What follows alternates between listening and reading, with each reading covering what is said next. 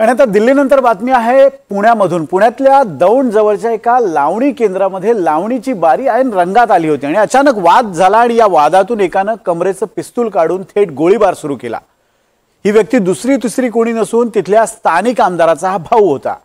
राष्ट्रवादी काँग्रेसचे अजित पवार गटाचे आमदार शंकर मांडेकर यांच्या भावाने हा गोळीबार केला होता। नेमकं काय घडलं होतं काल आपण पाहूयात या रिपोर्टमध्ये।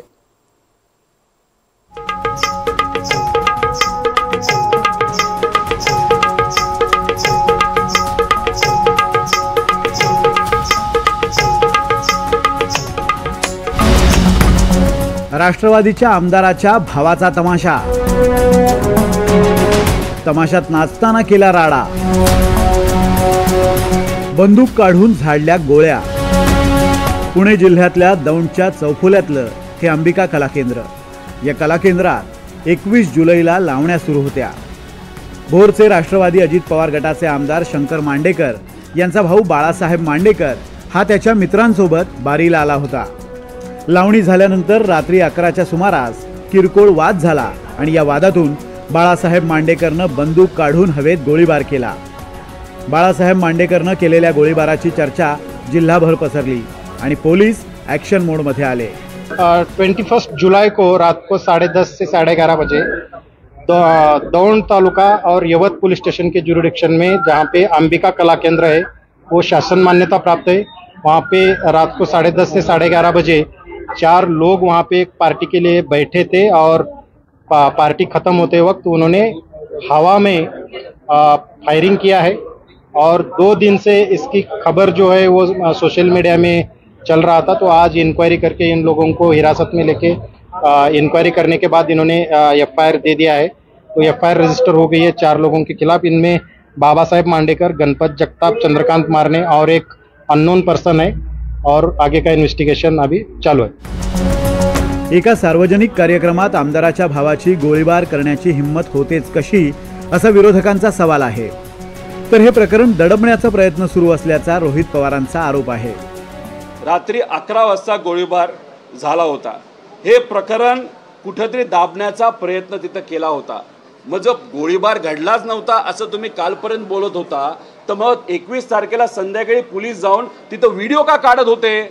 मग तुम्ही कुठेतरी सत्तेत असणाऱ्या आमदाराचा कोणतरी नातेवाईक तिथं असल्यामुळे कुठेतरी वरून दबाव होता का असा प्रश्न तिथं निर्माण त्या ठिकाणी आम्हाला होतो। फक्त पोलीस प्रशासनाला आम्हाला एवढंच सांगायचंय, कोणाचा दबाव हा ऐकायचा नाही, नाहीतर सामान्य लोकांच्या वतीने आम्हाला एवढंच बोलावं लागेल, आवाज खाली, याच पद्धतीची भूमिका त्या ठिकाणी आम्हाला घ्यावी लागेल। नक्षलवाद म्हणजे हिंसाचार असेल तर तुमचे लोक हिंसाचार करतायत। काल दौंडमध्ये सत्ताधारी पक्षाच्या एका आमदाराच्या भावानं एका नर्तिकेवर गोळ्या चालवल्या। ही हिंमत येते कुठून? हा नक्षलवादच आहे ना। ते अजित पवारच्या असतील किंवा एकनाथ शिंदेच्या असतील, सरकारचेच आहेत ना। खुलेआम मारामाऱ्या होत आहेत, एकमेकावरती हल्ले करतात सरकारचे लोक। हा नक्षलवादच आहे। आधी तुमच्या सरकारमधला हा नक्षलवाद, हनी ट्रॅप सुद्धा नक्षलवादच आहे, लक्षात घ्या। या प्रकरणी बाळासाहेब मांडेकर सह गणपत जगताप, चंद्रकांत मारणे यांच्यावरही गुन्हा दाखल करण्यात आला आहे। बाळासाहेब मांडेकर सह तिघांना अटक करण्यात आली आहे। नाही, परवा रात्री यवत पोलीस स्टेशन अंतर्गत त्या ठिकाणी अंबिका कला केंद्र असं कला केंद्र आहे। त्या ठिकाणी 4 जण नृत्य बघायला गेले होते आणि वेळ संपल्यानंतर देखील त्या ठिकाणी नृत्य सुरू होतं आणि हवेत त्यांनी नृत्य करताना गोळीबार त्या ठिकाणी केला। सुरुवातीला आमच्याकडे कुठली तक्रार त्या ठिकाणी आली नव्हती, परंतु नंतर जेव्हा पोलिसांना गावातून माहिती मिळाली तपासणी त्या ठिकाणी केलेली आणि 4ही आरोपींवर त्या ठिकाणी गुन्हा दाखल केलेला आहे। पण यामध्ये एका आमदाराचा भाऊ असल्याचं देखील सांगितलं जातं, नेमकं काय तथ्य आहे?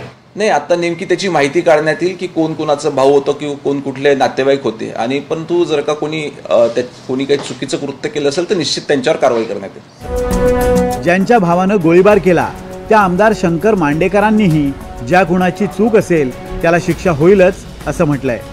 खरं तर या प्रकरणाची मला काही कल्पना नव्हती। काल दुपारी मला ज्यावेळेस फोन आला पोलीस अधिकाऱ्यांचा की असं असं झालेलं आहे, त्यावेळेस मी त्यांना स्पष्ट भाषेत सांगितलं, मला आता तुमच्याकडनं कळालंय, काय असेल ती रीतसर कारवाई करा, ज्यांनी चूक केली असेल त्याची सजा होऊ द्या, जी काय कायदा असेल तर कायद्याप्रमाणे होईल.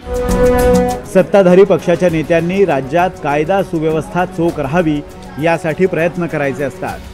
त्याऐवजी सध्या सत्ताधारी पक्षाचे नेते, आमदार आणि आता तर त्यांचे नातेवाईकही माज आल्यासारखे वागतायत. त्यामुळे खुलेआम गोळीबार करून दहशत माजवणाऱ्यांना वेळीच चाप बसायला हवा. देवा राखुंडे, NDTV मराठी, इंदापूर.